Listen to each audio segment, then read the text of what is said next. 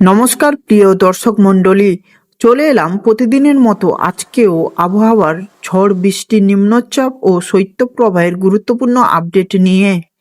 দক্ষিণ বঙ্গোপসাগরে দেখা যাচ্ছে এক নতুন সৃষ্ট লঘুচাপ, যা ঘন্টায় 40 কিলোমিটার বা তার বেশি গতিবেগে আঘাত হানতে পারে।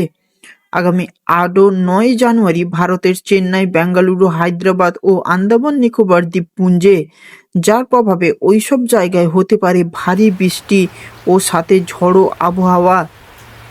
ভারত এবং বাংলাদেশের একাধিক অংশ তার প্রভাবে থাকতে পারে ভারী মেঘে আচ্ছন্নে।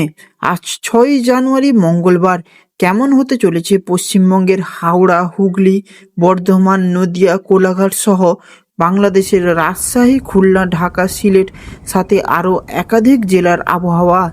তাই প্রিয় দর্শক, নিত্য নতুন আবহাওয়ার আপডেট পেতে আমাদের চ্যানেলটি সাবস্ক্রাইব করে নিন। আর যদি ফেসবুক থেকে দেখে থাকেন তাহলে ফলো করে নেবেন। আর নিচে কমেন্ট বক্সে আপনার জেলার নাম জানাতে ভুলবেন না যেন। এখন আমি ওপেন করে নিয়েছি উপগ্রহ চলচ্চিত্রমালা। আর উপগ্রহ চলচ্চিত্রমালাতে দেখতে পাচ্ছি দক্ষিণবঙ্গের জেলাগুলো, যেমন কলকাতা এবং তার পার্শ্ববর্তী অঞ্চল হাওড়া, হুগলি, উত্তর ও দক্ষিণ 24 পরগনা, পূর্ব ও পশ্চিম মেদিনীপুর, এই সমস্ত জেলায় আবহাওয়া থাকবে বেশ শুষ্ক। ভোরের দিকে হালকা থেকে মাঝারি কুয়াশা দেখা যেতে পারে, বিশেষ করে নদী সংলগ্ন এলাকায়।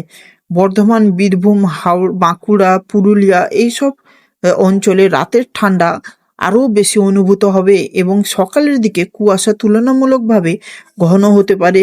দার্জিলিং পাহাড়ের দিকে, সাথে জলপাইগুড়ি, কোচবিহার, আলিপুরদুয়ার, মালদা অঞ্চলে কুয়াশার প্রভাব বেশ ভারী থাকবে। ভোরের দিকে দৃশ্যমানতা কমে যেতে পারে, তাই যানবাহন চালানোর সময় সতর্ক থাকার নির্দেশ দিয়েছেন আবহাওয়া অধিদপ্তর।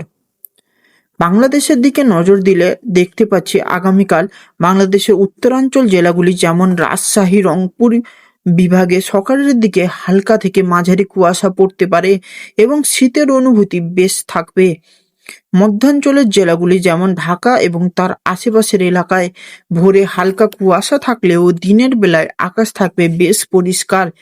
দক্ষিণাঞ্চলের জেলা যেমন খুলনা, বরিশাল এবং উপকূলীয় এলাকায় কুয়াশার পরিমাণ কম থাকবে, তবে সকালে হালকা ঠান্ডা অনুভূত হতে পারে। পশ্চিমবঙ্গ এবং বাংলাদেশের উভয় জায়গাতেই আগের দিনের তুলনায় 1 থেকে 2 ডিগ্রি সেলসিয়াস তাপমাত্রা কমতে পারে, ফলে শীত একটু বাড়বে। এটাই ছিল আজকে 6 জানুয়ারি 2026-এর ওয়েস্ট বেঙ্গল এবং বাংলাদেশের জেলা ভিত্তিক আবহাওয়ার আপডেট। ভিডিওটি ভালো লাগলে লাইক করুন এবং সাবস্ক্রাইব করে বেল আইকনটি চাপুন নিয়মিত আপডেট পেতে। আমি সায়ন, দেখা হবে পরের কোনো আপডেট ভিডিওতে। ধন্যবাদ।